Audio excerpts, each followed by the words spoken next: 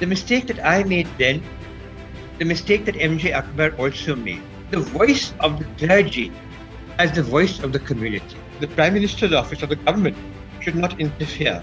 What I am interested is that like the Babri Masjid and the Ayodhya has a Muslim minority connection. There also is the Kashmir where you can't discuss Kashmir without discussing the minorities. Welcome back to OLF 2020. In this session, we have former JNU professor and Padma Shri awardee Pushpesh Pant and former IAS officer Wajahat Habibullah discussing the legacy of former Prime Minister of India Rajiv Gandhi. They will be in conversation with TNI's editorial director Prabhu Chawla and senior journalist and author Kaveri Bamzai.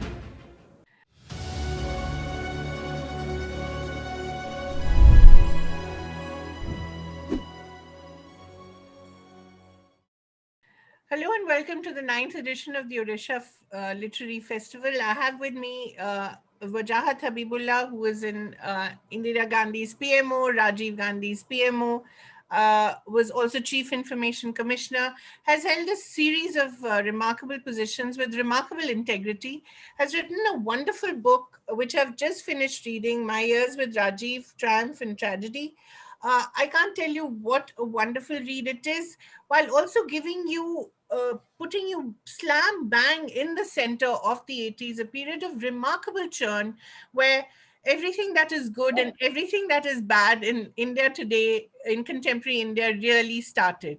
And he's told us so many things which were revelations to me, but I don't think revelations to the two gentlemen who are with me as well. Pushpesh Pant, he has written on politics for the longest time, political scientist, and Mr. Chawla, Prabhu Chawla, who also finds a mention in the book a couple of times, as does India Today, which he then represented.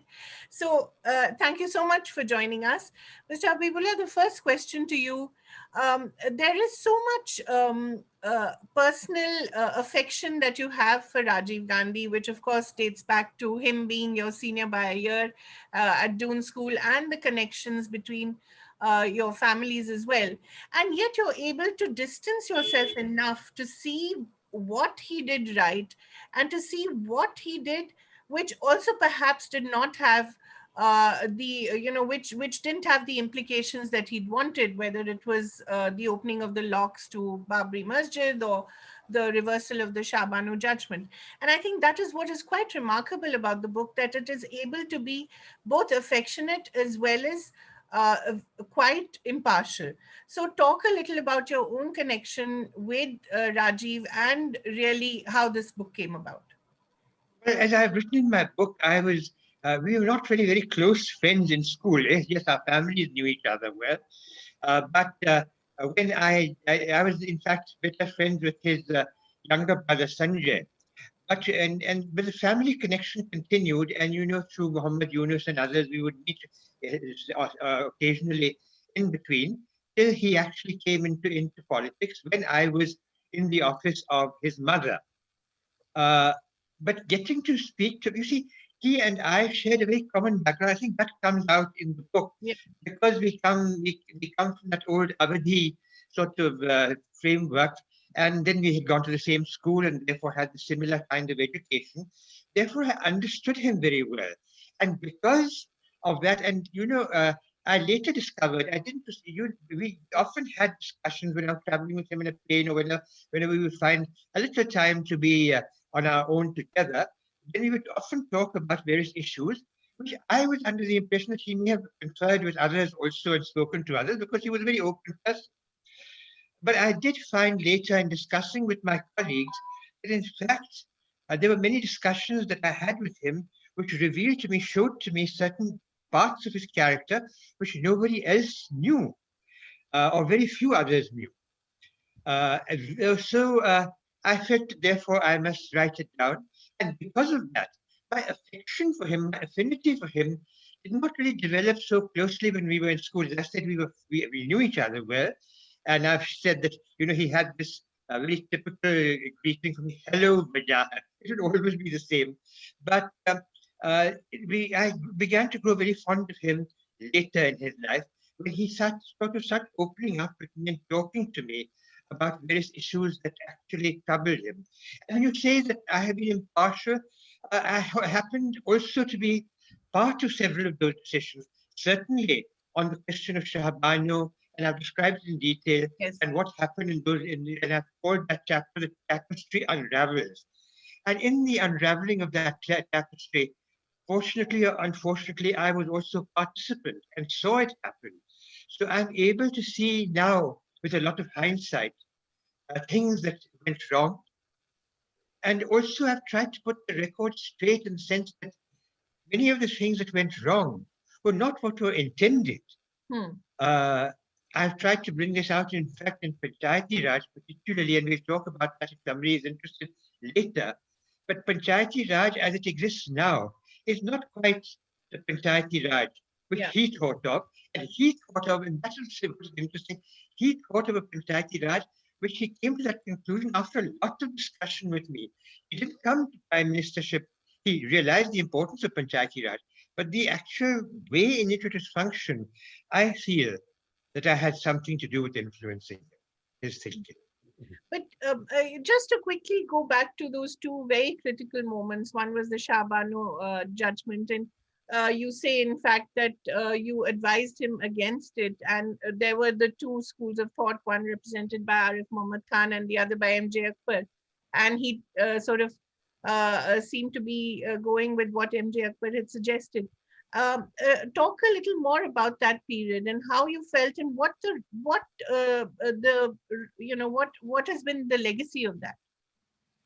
Well, you had this that was taken on Shahbanu case. The details, of course, I've discussed as to what the decision was. There was an outcry at the time by the bulk of the Muslim clergy. Now, a mistake that I made then, and when I was talking now today of hindsight, the mistake that I made then, the mistake that M.J. Akbar also made, was to believe, and that was because the clergy was the most vocal element of the Muslim community at that time. But we mistook the voice of the clergy as the voice of the community. Nevertheless, even assuming that this was the general feeling of the community, I had advised, and I'd advised for administrative reasons, not really for either religious or emotional reasons, that we should by no means interfere. The Prime Minister's office or the government should not interfere in a decision by the Supreme Court of India, because the Supreme Court of India was the Supreme Court, means the supreme. Any personal law or other law, maybe a company law or any other form of law, may be adjudicated upon by its own group of jurists or judicial officers. But so far as the Supreme Court of India is concerned, it must have license to adjudicate on every form of law.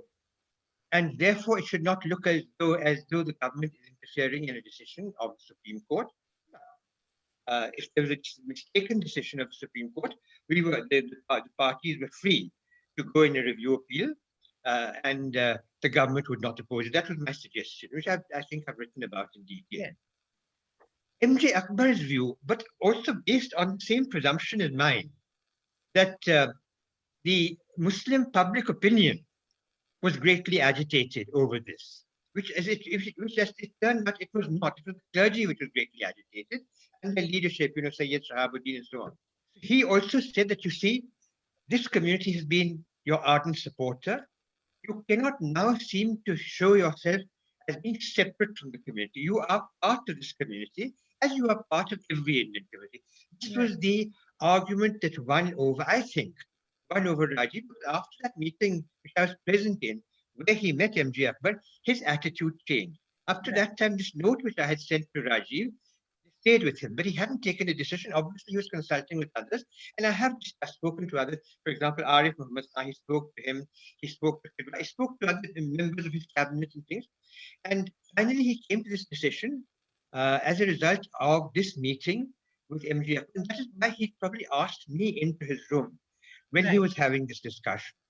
And I've described the details. But you see, it was a decision. Even I at that time felt that this is something that really concerns the Muslim community. Why should anyone else have any particular objection to it or not?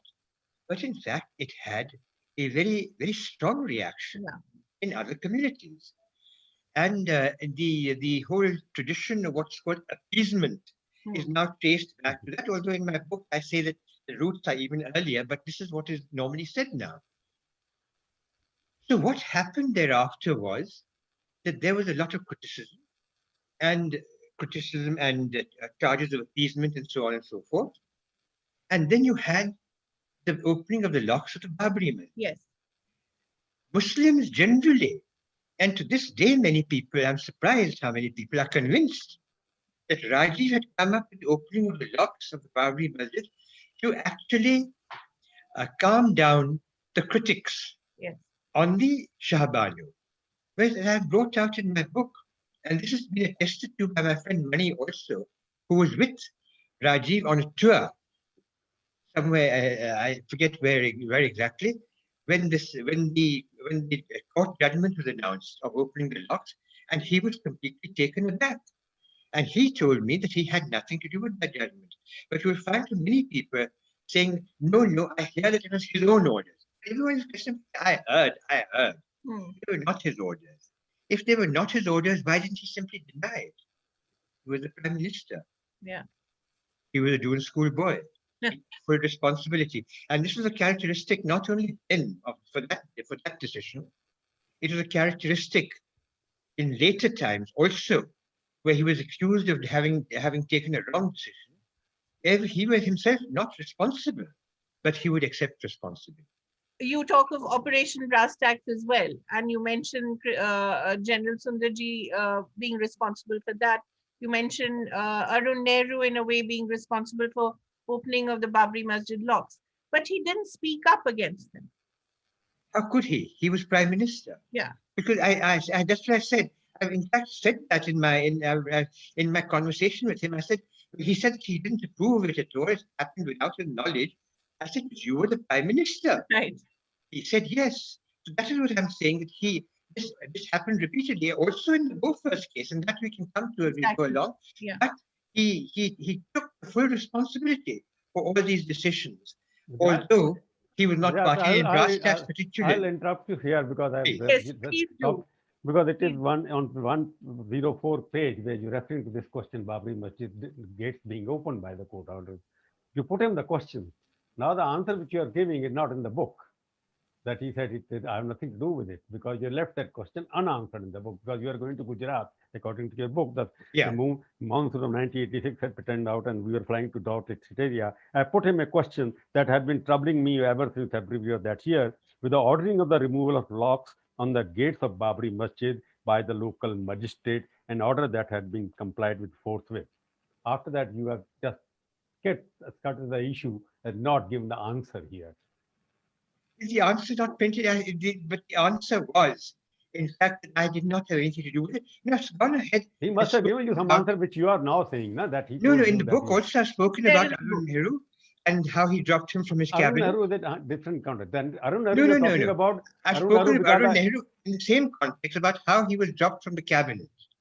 No, that I'm reading the whole that chapter because I was interested in that chapter very much because. But then you will probably find it later because he dropped Arun Nehru from the cabinet. No, I'm saying what you are telling. I'm just putting in a context. I have nothing to do because I'm putting in context that you raised the question but not answered. But now it has been answered very specifically by you on two issues. One is MJ Akbar, who is now in the other party, which is Toming about Shah Banu all the time, reversal of Shah Banu judgment and whatnot. And he was in fact, I didn't know. In fact, you are telling me now, first time I've heard it. I have not read it. Whether it appeared earlier or not, I don't know. So MJ Akbar prevailed over R.A. Muhammad Khan. That is what you are, and you as well. His Zosco friend and. Well, not prevailed over me. I wouldn't say that because I had really left it open. My advice was much wider as to how the administration should proceed. I had not made any such recommendation. So it's not a question of prevailing over me. But yes, Arif Muhammad Khan was a person who had strongly opposed the idea. of making any amendment. Right. That is correct. Yeah. You read the book very I would closely. really like to shift focus. I think we have discussed these two issues pretty very much in detail. Yeah. But I think there are other aspects of the book which also are of contemporary topicality. Say, for instance, Kashmir. And that's where Mr. Habibullah was posted after his IAS, and he spent a reasonable time. And actually, the first time when I remember hearing his name in headlines was when he was the governor's advisor and met with that almost fatal accident and was in coma for months, and he continued to be the job. I think besides his proximity with Rajiv, the Doon school connection, his days in Prime Minister's office, his being an insider and seeing various people, I think the Kashmir thing needs to be also perhaps discussed with him. Like, for instance, it was quite an eye-opener for me where Mr. Habibullah categorically says that most people in this country think that Sheikh Abdullah and his National Conference were participating in Indian freedom struggle. He's explicit. They were not doing that. Their movement, their struggle for freedom against for abolition of feudalism and abolition of princely estate of the Dogra princes, Hari Singh's regime, oppressive regime at all. So this myth, which is quite different, because while Khan Abdul Ghaffar Khan and his nephew Yunus Chacha, as he says, were part of the Indian freedom struggle, the Kashmir people's struggle was against the royalty there, against the feudal oppression there. So there is one part. But then he again says something that which is not available in the archives here, that much Abdullah family is maligned all the time, that they were in league with Chester Bowles, with CIA and so on. So if one reads that chapter about Kashmir, Mr. Habibullah also says that now the archival material available abroad gives a lie to this myth that there was this collusion between CIA and there. But there is an interesting detail here also. He says that Mr. Abdullah had visited Pakistan before, right after 47, and had he been handled a little differently with Qaeda-e-Azam, who was arrogant, sick, whatever reasons, maybe the course of history would have been different. But we are not into ifs and buts. What I am interested is that, like the Babri Masjid and the Ayodhya has a Muslim minority connection, whether it is Mr. Akbar's point of view or Arif Muhammad Khan's point of view. There also is the Kashmir, where you can't discuss Kashmir without discussing the minorities, and you can't discuss the special position of Kashmir. But my interest in asking Mr. Habibullah is this, that he doesn't mention Kashmir in isolation. He also has an insider's view on the Assam Accord, which Mr. R.D. Pradhan was negotiating with. And my little peripheral connection with Rajiv Gandhi was thanks to Sam Pedroda, who took me to him as a Hindi translator for his speeches. And for a very short while, I could work with Mani and Mr. Akbar and Jairam Ramesh. And I think Mr. Pradhan, then, and Mr. Dhars, Vinay Dhars' father, Vijay Dhars' father, Kishan Amla used to be part of that group. Now, the interesting part, the father, Mr. Amla was his father. No. Vijay Dhar's father was E.P. Dhar. E.P. Dhar. Sorry. Kishan Amla is his brother-in-law. Brother-in-law. But he was part of that group. Now, the interesting thing is that what he said, that Rajiv Gandhi was the first person I encountered and realized what charisma is, that he had grace, he had charm, and he could win you over. And you are doing this Odisha Literary Festival. I would recall very briefly an incident that we were recording a small video interview with him, and some carpenter would come, and Rajiv, before he retired for his lunch, told him, don't ruin the woodwork there, do it properly, and carefully asked him, what is your name? So this Oriya carpenter said, Jagannath sir. And he went away. He said, I have the luxury, I can have my lunch and sleep and have a siesta. He came back after that for the interview. But the first thing he asked was this carpenter, addressing him by his first name, I said, Jagannath, have you had something to eat or not? So that is the kind of thing which you remember for a lifetime, that this is a man who can walk with the princes and paupers and not lose his touch. That was one part. The second part is that when we talk of Kashmir and Mr. Pradhan and these people, I think part of the problem with Rajiv's Camelot was that there were too many knights in shining armors fighting their own wars and crusades. So they had different ambitions, and Mr. Habibullah is an extremely interesting character. Like Prabhu Bhai said, he was a fly on the wall. He was not quite a fly in the wall, but he was a very typical old-fashioned Doon school boy turned into an IAS who would maintain his distance. Because another incident which he mentioned in his book, before I come to the peripheral, more Kashmir connection elsewhere, He does mention the very rather humiliating sacking of the Foreign Secretary Venkateshwar. Yeah, And that's then he says when Meera Shankar, who was then a much too junior deputy secretary or something, spoke up. took up cudgels on behalf of the colleague, the Rajiv was not only gracious, note on the file that who's more loyal than the Pope, and also allowed a graceful exit to Mr. Venkateshwar. But that doesn't absolve him of treating some civil servants of great seniority. And that is where I think the rot started, of people not having a spine, not having strong knees, bending down. And Mr. Habibullah is very kind not to mention those who served the state remaining silent and meant for all seasons, but then meant for all reasons where they are also in bureaucracy. Now, some of them were honorable who resigned from civil service and joined politics openly. Some waited till very long to resign from foreign service, late lamented J.P. Dixit, for instance. But the interesting part, what I wanted to ask Mr. Habibullah is that he goes into the Assam Accord. He goes into the Punjab Longowal Accord. Now, these two are again issues related to minorities. In Assam's case, the Muslims from Bangladesh and Hindus and Bengali speaking, but he also goes into Mizoram. So if you are talking of Mizoram and Nagaland, there are minorities, ethnic and religious, and Mr. Habibullah has been a chairperson of the Minorities Commission. I had the pleasure of interviewing him with my son at that stage, and we were very deeply impressed by his warmth and knowledge and objectivity at that stage also. But then he's the one who talks of Andaman, Nicobar and Lakshadweep. Now, why I'm mentioning all this in the context of Kashmir is that most of the time in these patriotic times, we say 10% of the Indian budget goes to Northeast, 10% of the Indian budget goes to Kashmir. Why should it go there? Why should the rest of the country pay the price of this? Now, Kashmir is the crown. Kashmir is the testament to Indian secularism. But what about Nagaland? What about Mizoram? What about Andaman? People remember his New Year party in Andaman and Nicobar with his friends. Or you don't even know what Lakshadweep is like. We only vaguely think of the tuna fish coming from that place. Now, my question to Mr. Habibullah would be that would he see a pattern in two things? He has been in the Indira Gandhi's office, and Jairam Ramesh has written a very nice biography, green biography of Mrs. Gandhi. The continuities in the policy, there is we are talking the opening of the Ayodhya Mosque. And we are giving the benefit of doubt at the moment, trusting Mr. Habibullah totally that Rajiv did not know.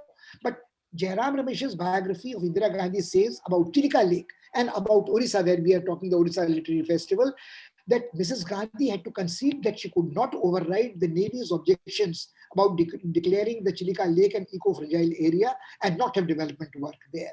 So there were times when the Prime Minister was not an authoritarian dictator of a variety, where one could say that what the Prime Minister thought right would be done. So there were constraints, constitutional or bureaucratic or security concern. So that about the Chilika Lake and environmentalism. But what I would like to ask him is, Rajiv Gandhi के क्या concern environmental थे? क्या concern आपने Prime Minister's office को जब change किया from IAS to lateral entrants like Arun Nehru and Arun Singh and other people, or even Sam Pitroda, what result that had on the integrity and efficiency of the civil service subsequently, and how the tragedy turned into triumph even in his lifetime because of this. How he subverted the civil service, how he was too good a public school boy to own up the guilt for others, from Amitabh Bachchan and his brother down to everybody else. These are all the questions I want him to answer in one go. That's a tall order. That's a whole lot of questions in a little. But let me answer it in a wider scope. The reform, yes, Rajiv was concerned. I've discussed that in detail with the administrative structure of the government of India and the Prime Minister's office. Yes, but as I've said in the book, early on in the book, these were aspirations. He saw the weaknesses here, but he was not able to come up with any solution finally, except on the periphery of Panchayati Raj, which of course didn't turn out the way he may have wanted. But the question is that, yes, lateral entry into the Prime Minister's office, no. Sam Pitroda was not inducted into the Prime Minister's office. The person who came in lateral entry into the Prime Minister's office was Montek Singh Ahluwalia. Jairam Ramesh also did not come in lateral entry into so far as Arun Singh and others came in, they came in as parliamentary secretaries. They were not they did not come into the structure that they became secretary to government or joint secretary to government or in the established positions in the PMO. But yes, he did experiment with the idea of having parliamentary secretaries instead of a secretary.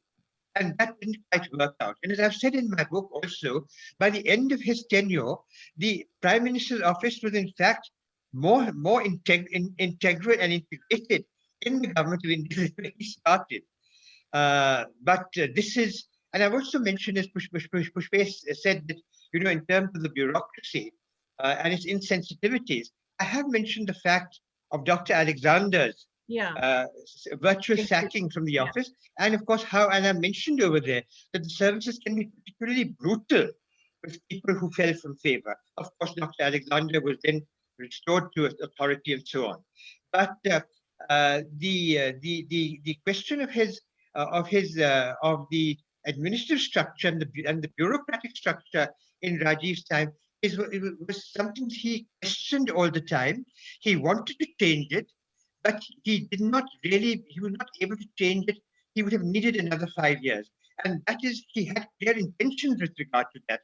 But he was not able to really implement those, except, as I said, in terms of Panchayati Raj, which was intended, and I may say this briefly here, which was intended actually to replace the existing structure of the district administration. Mind you, it is intended to replace it. It's not supposed to buttress or strengthen the district administration. It was expected to replace it, which it has not done. But that is now a part of the discussion.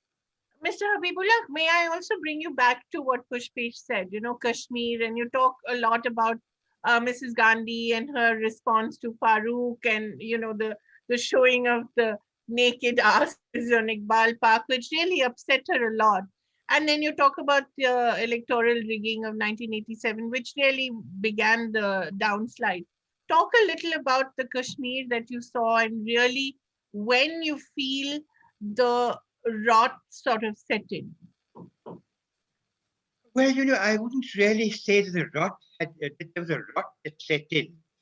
What I've tried to bring out in my book is that there was a canker in the very accession. Right. First of all, I've said that it is a particularly foolish thing for Pakistan to have done, to have launched that aggression. But as I was discussing in my book, there were probably other reasons for it. The problem was the Northwest Frontier, right. the NWSP, and the disaffection of the tribals. And they then tried to convert that disaffection into a jihad against in Kashmir. Here is a Muslim state, which is, although, as I've quoted Sardar Patel, in his letter to the Maharaja, he said, please opt for one state or another. And I can understand that. Because at that time, the problem was that we could not, neither India nor Pakistan could afford any state opting for independence. Yeah. Because if one said that, then you don't know how many others will start saying it. Also, it become a hell of a job then getting them back in. So so there was, and as Pushpesh has mentioned, the fact that now whether this A.M. Batali has mentioned in his book Intifada about Sheikh Abdullah going to Pakistan, but whether he went or didn't go, but Sheikh Mirza Afzal Beg and others certainly did, and they asked for an appointment. Now, this Mr. Jinnah seemed to be, what he was. He was a very arrogant, very person who was full of his own importance. So he felt that who are these sort of characters, political ruffians who want to meet me? I will speak to the Maharaja. I will speak to somebody in government. Who are these? So therefore, he didn't meet them. And therefore, as Pushpesh said, that the history might have been different. I don't know if it would have been very different because the ideology, and you being a Kashmiri yourself, Kaveri, you'll understand this.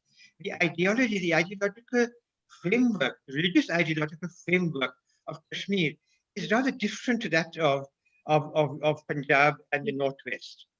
And the dominant power in Pakistan was the Punjabi, and the Kashmiris had the experience of actually being ruled by Punjab kingdom when they were ruled by the Sikh kingdom. Yeah. And in fact, Dogras were also part of the Punjab aristocracy. Right. who then bought the state from the British after the defeat of the Sikhs. Now, so they wanted to opt out of that. Therefore, the stupidity in actually launching that invasion made there a huge surge of public opinion in favor of India, which is what Sheikh Abdullah called for. Right. And Sheikh Abdullah he came out in the Iqbal Park even before going to Pakistan and appealed that the best bet was India. Yeah. So that was, and as Pushpesh said, this was not this movement. This movement was a freedom movement, and then they came to the conclusion that if they wanted freedom, they would only find it in India, and that would be quite logical. You would understand that. Yeah. Being a Kashmiri yourself, you could understand that. That he would feel that here was a democratic country emerging as such. Pakistan was unstable; it was not known, and there the dominant class was the Muslim clergy, for who they were dead scared of. So this is what went into the actual accession. Now, you asked me about where the rot set in. Unfortunately, it set in there because we refused, and I'm afraid this is a fault of all of us. We refused to accept the Kashmiris as Indians. Now, we often accuse the Kashmiris, when you go there, they talk of India and Kashmir, India and Kashmir and so on. And this is a complaint that I heard repeatedly. Yes, because they had thought, that is how they had thought of it in the beginning. And the reason lies in what Pushpesh mentioned. But the point was that it was for us to make them feel that they're one of us. We never succeeded in doing that. That is where the rot lay. And every step that happened thereafter that made them feel different made the matter worse. And for example, when you mentioned the election of 1987, elections one after the other. I participated in so many up to the 1977 election. All of them were rigged outright, much worse than 1987. In 1987, there's a dispute, and I've quoted Farooq Hashko and a detailed discussion with Farooq on that 1987 election.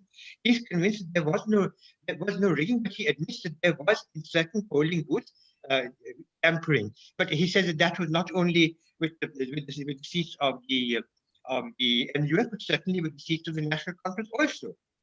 But that was because there was a tradition in J&K of tampering with elections. Now, in 1977, I was DC Srinagar myself. And I can say, now I'm often credited with having staged a very fair and free election in 1977. But I can tell you it was not entirely free and fair. There was also fiddling with elections even then. Although the administration was against that idea. So that you see, all these things. So you say, when did the anchor set in? This idea that they are not going to get the freedom that they aspired to is the source of what you call the rot.